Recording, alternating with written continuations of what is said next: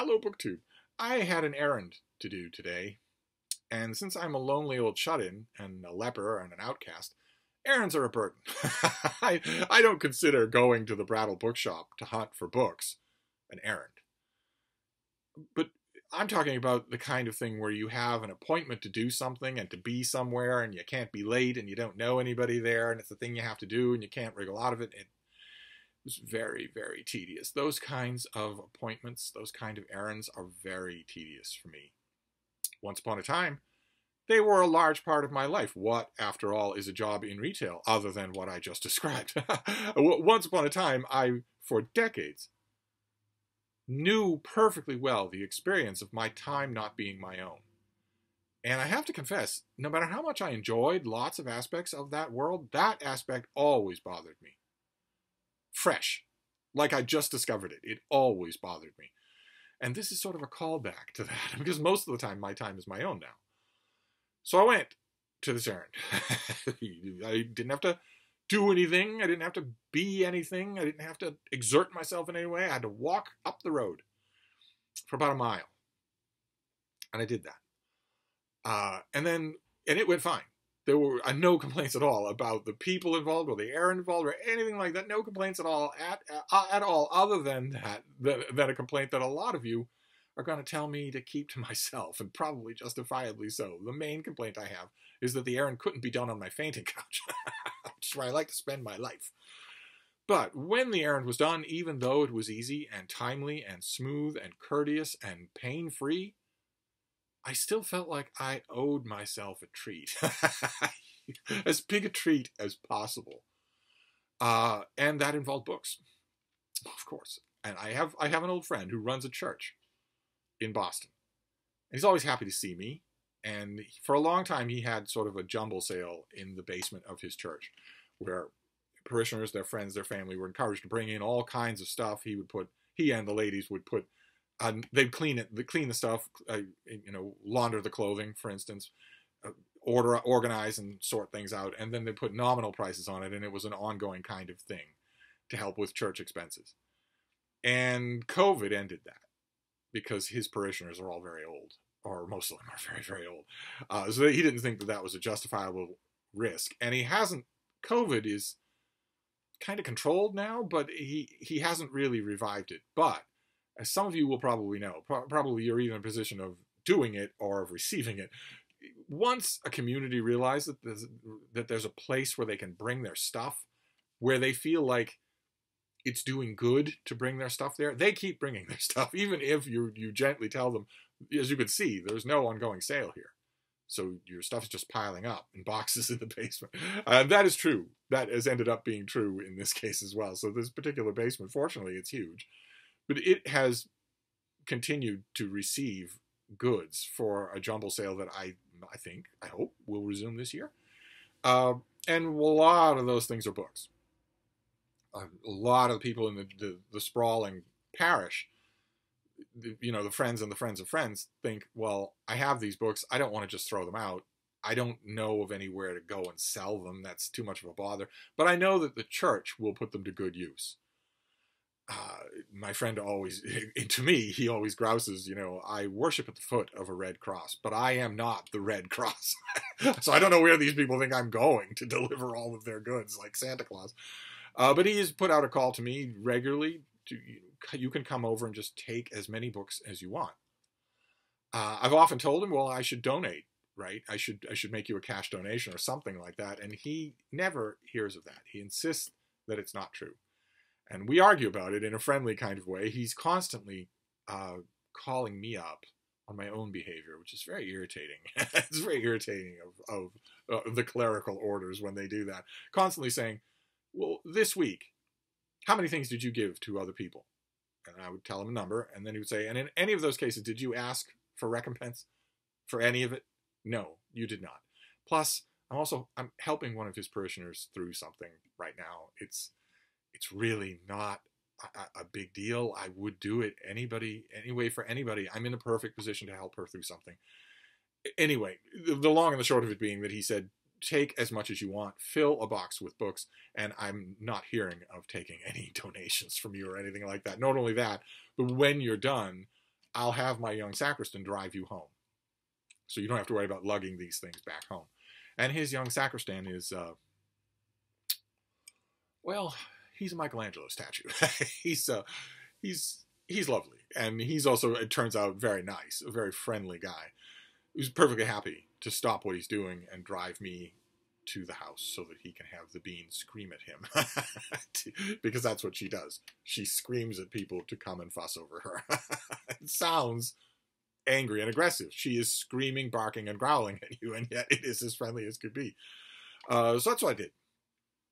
That's the TLDR here, is that I had a minor, completely perfunctory errand of a type that you normal people do 10 of a day. And when I was done that, I was such a big whiny baby that I thought I deserved to massively treat myself. So I got a gigantic pile of books. And I want to show them to you. I want to show them to you. I want some kind of validation from you. So I'm going to try and work out the ergonomics here so that we can do this. We'll start off with the one mass market paperback that I got, which I obviously got for BookTube. I got one of these flip books. Now, this is a really ratty shape, the kind of shape that things don't end up in at the Brattle Bookshop, for instance, where I do a lot of used books hunting. This is very much a donation to a church type thing. But I think with a sufficient amount of love and care, I can make this readable. It's a double book. It's an ace double. So we have Dan J. Stevens, Stranger in Rampart. Was he one of the wanted or one of the manhunters? Typically, his horse seems unconcerned. But if you flip this over, you get another Western story. This is called A Hanging at Whiskey Smith by Eric Allen. That man trap was set with a slick noose and a night rider for bait. Here we have another lovely Western cover. I know the artwork here is a dime a dozen, but I still think it's really good. This has riders in the distance there, and a very, very good decision on the part of the artist to sort of have no discrete horizon, no real background. Instead, this sort of menace of dust in the background there. And this is neat too. The man has a saddle but no horse. So you immediately look at it and wonder what's going on. This is for June on the Range. Of course, I am stockpiling a number of June on the Range Westerns. This is, I mean, look at this thing. This is it's in really, really bad shape. It's been chewed, probably by a cat. So I will reinforce this, but I don't plan on keeping this. I plan on reading it and then talking about it for June on the Range at enormous length. But I just need to reinforce this enough so that I can read it. That's all. Then we have something that's already reinforced. I was happy to see this. It's a little oddity. I don't need it at all. I don't need any of these things at all. But some of them were finds in this pile. This, I don't know that I'd call this a find. This is the old Signet Classic Shakespeare. I don't know if I have any of the rest of them within reach, but some of you will remember them. They were black and white spines, and they're really, really good. You get the play, you get an introduction to Shakespeare's life, you get an introduction specifically to that play, you get footnotes in the play, and then you get a ton of material in the background. Shakespeare's sources, a few essays, sort of like mini Norton Critical Editions. Norton Critical Editions do that sort of thing. Again, do I have one nearby? No. Norton Critical Editions do that sort of thing, where you get the text with footnotes, then you get supporting essays in the back, but they only do a handful of individual Shakespeare plays. They don't do all of them. I wish they did. But I found the Signet Classic of Hamlet in this permabound, this was done for schools, where the schools would take the mass market paperbacks and bind them into hardcover editions. These things were never made for public consumption in hardcover. This was done for a school, so that you'd have a row of these things in the classroom, and they would take a beating extra well from students. But the binding is really good. So now I have this. It'll go right up on the classic shelf. I have this as a really sturdy mass market. And the minute I saw it, I realized that not only would I have got it anyway for this kind of cute little custom-made hardcover, but also as soon as I saw it, I realized I don't have the paperback. So, and I like these Signet Classics. I really do. They're really good. Then I found another classic. This is something that I do not have in paperback. I have the ebook, but I didn't have a physical copy. And I confess, I've never seen a physical copy of this book that's this pretty. This is a Penguin trade paperback of 84 Charing Cross Road. Look at how lovely that is. Just lovely. So I mean, I'd have grabbed this for $5 at the Prattle, so free, just chucking it into a box and then watching someone's delts and pecs as he lifts it into the car. That price was right. And this is you'll all know this story. This is a wonderful epistolary little thing, a little ditty about an American woman, American writer who enters into a correspondence with a British bookseller. And the whole of the book is just their correspondence, all about books, down byways and little dark alleys of the book trade as they grow closer and closer to each other. It's a wonderful bookish book, one of the best bookish books. And I'd never seen this edition before. That is just lovely. Then I found something that I haven't checked 100% to make sure that I have a copy of this, but I wouldn't pass it up. It was free anyway, but I wouldn't pass it up on the chance that I don't have it because it's brilliant. And if I didn't have it and I left it behind, I'd have kicked myself. And I'm the only one who's going to want this anyway. This is Gil Hyatt, the classicist and classical popularizer Gilbert Hyatt from a different age. I'm pretty sure that all of his books are out of print, even the classical tradition. And this is his book on Juvenal, an intensely detailed study of the Roman poet Juvenal. I love this book. Absolutely love it. One of this I would put alongside, for instance, Frankel's book on Horace as just a definitive study of this particular literary figure. And it's in good shape. It's not marked up. A lot of times these things were done in schools. And I saw it and thought, well, I'm not 100% sure that I still have a copy of this, so better to grab it. And then another Penguin trade paperback of a book that I had my issues with. And needless to say, I have gone on to have a huge amount of issues with the author. But the book is a kind of a classic. This is Nate Silver, and this is his book, The Signal and the Noise. Found it in a trade paperback here. There he is in younger and more arrogant days. Nate Silver achieved the peak of his fame for one correct presidential prediction due to statistics. He's missed some really big predictions since then. He's been wrong more often than he's been right. And you know, to be fair to him, he would probably say, yes, I have been. He probably wouldn't deny that. He's not a psychic, after all. He's a statistician and a long data reader. And this book is largely about why predictions are right and why they're wrong and when. I remember really liking this when I first read it. This came out, I think this was on the much coveted Steve Reads list for 2012? 2012, I think. I'll have to check if I can find that list of my. At the end of every year, I make a list of the best and worst books of the year. I think The Signal and Noise was on my list for best nonfiction. Then we have a book that was. I read this also when it first came out. I think I wrote about it when it first came out, but I've seen it around BookTube. The Brothers Gwynn never shut up about this author, for instance, and a few other people. And it occurred to me when I watched videos that mentioned this author in this series that I really ought to give it another try. I saw the first book, so I grabbed it. This is The Last Kingdom, the first book in the Saxon Chronicles of Bernard Cornwell, who I know and love for his Sharps books, the Sharps series. And this is about medieval England. This is about Alfred the Great and fighting the Danes. And the storyline eventually devolves to a hardy, Essex dogs, grim, dark band of brothers that we follow from one adventure to another. If I remember correctly, that's not a strong element in this first book, but it's been a while. When did this come out? Somebody put this inside it. Oh, well, that's nice. That's very nice. I'm going to leave that in there. When did this come out? 2004. So I was back I wasn't back in the reviewing game yet in 2004. So I would have read this, and I would probably put it on a list, on a Steve Reads list, but I wouldn't have written a formal review of it. I'll check to see if I've written about it. There's always, if you're curious, it's always easy to do. Just go to Google, type in my name, my first name and my last name, and then type in whatever you're wondering whether or not I wrote about. That usually brings up results.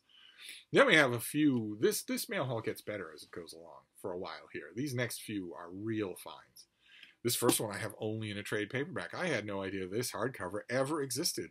It's going to be in this room. I love it.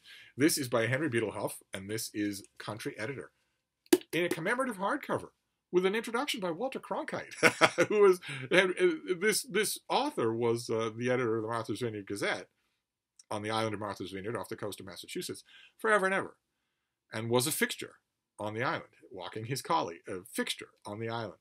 And Walter Cronkite was a longtime vineyard resident, and it's just occurred to me that a lot of people who are watching this video were born in the 21st century, and so will not know who Walter Cronkite was, and certainly won't know how well all the rest of us thought about him. I guess you could Google him. Googling Walter Cronkite. Hey, but anyway, this is stories about being basically a country editor. That's what the Vineyard Gazette is. It's a small town newspaper. It just happens to be a small town newspaper that has a large number of millionaires and billionaires in its subscriber count, which a lot of small town newspapers don't have. And this is utterly charming. I had no idea that this edition existed. So very happy to find it.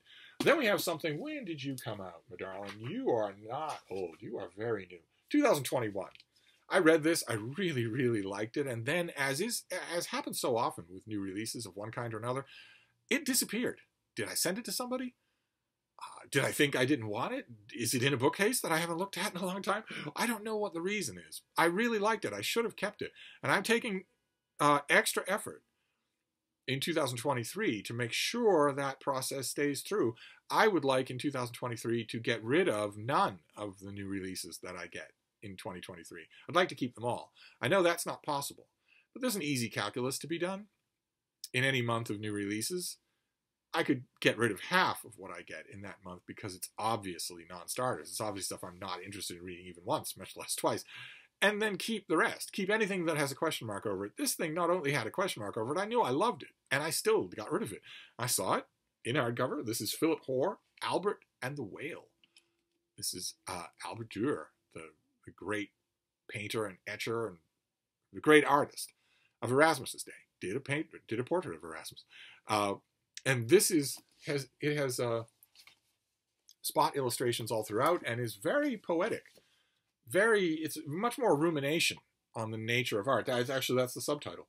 Albrecht Dürer and How Art Imagines Our World. And that very much comes through in the book. That this is not a biography of the painter, and it's not a history of the time either. It's far more personal than that. Any of you who know this author wrote a book called The Whale, and he also wrote a book called The Sea Inside. And if you've read those books, you know the kind of prose line that this guy uses. It's very meditative. It's very inward and personal. This is a wonderful, wonderful book. I'm not using those as criticisms at all.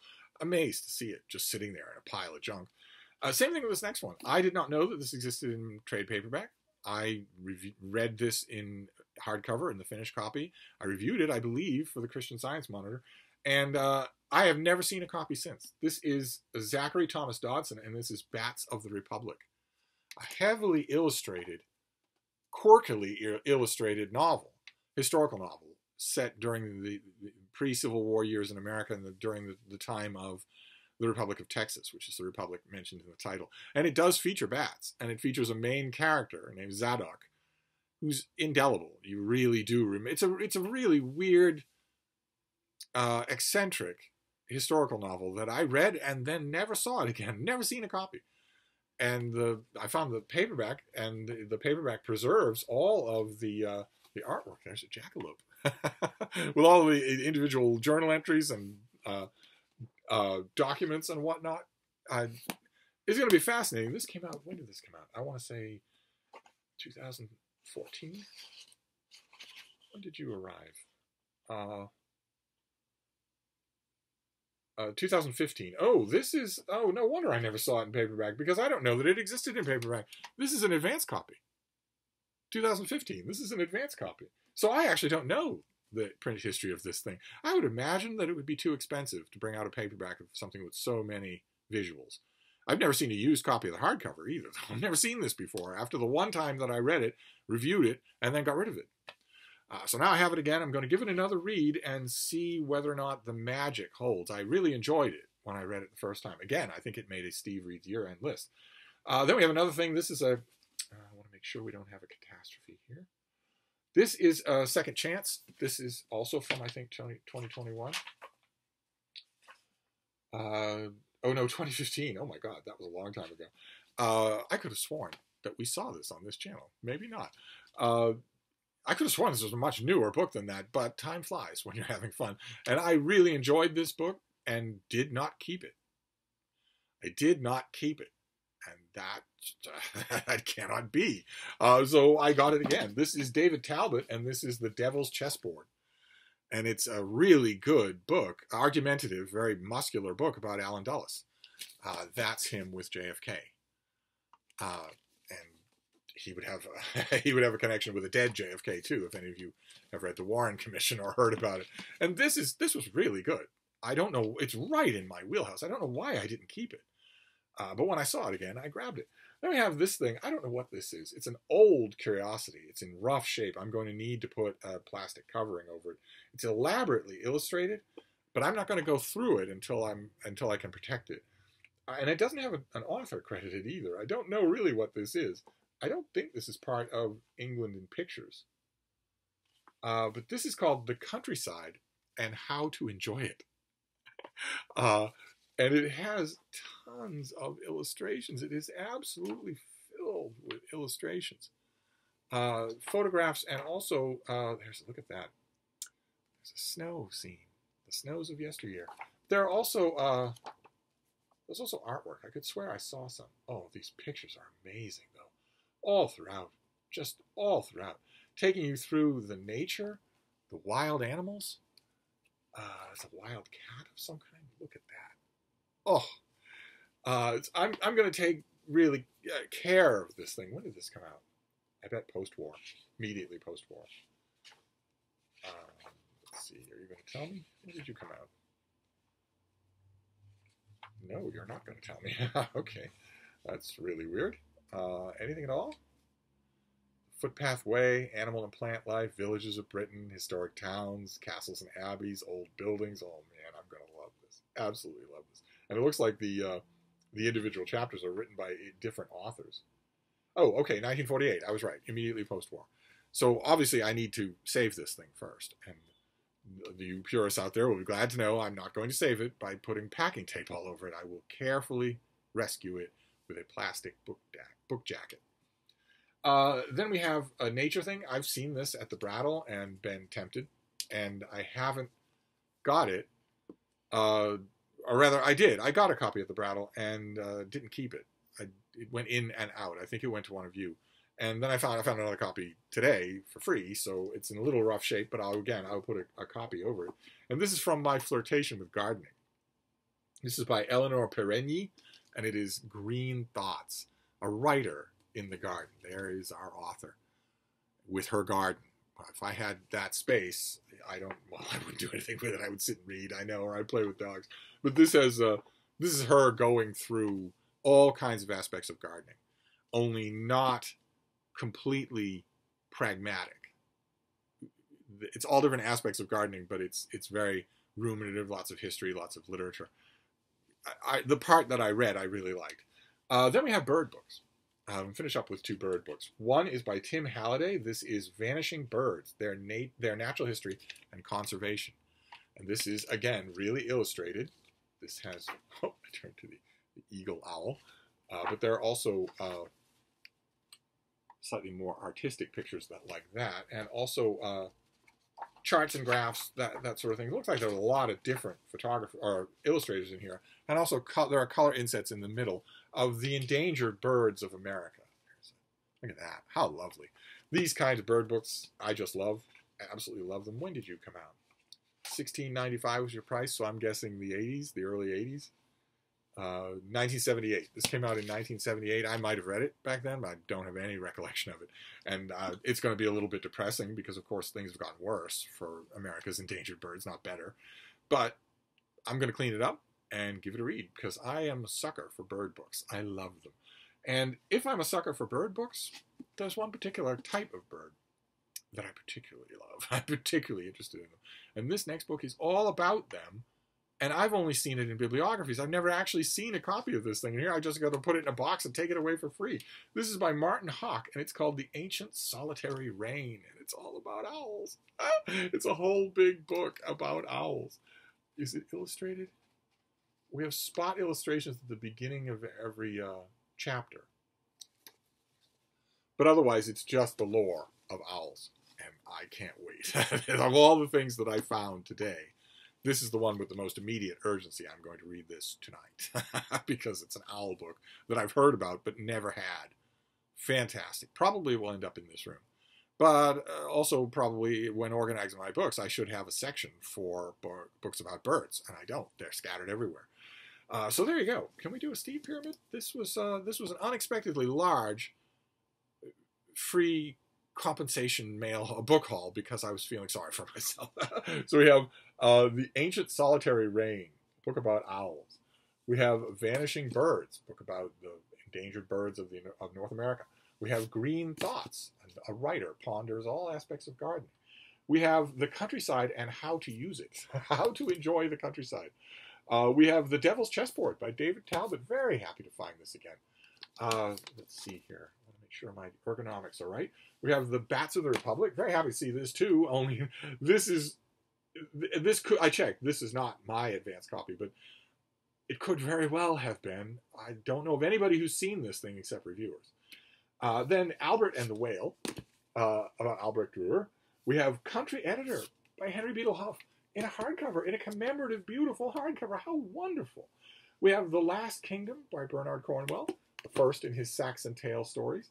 We have The Signal and the Noise by Nate Silver, the book and some of his predictions at the time or his claim to fame. We have Juvenal the Satirist by Gil Hyatt. Fantastic. Haven't actually read that from cover to cover in decades. We have 84 Charing Cross Road in this lovely paperback. We have a school hardcover of Hamlet in the Signet Classic Edition.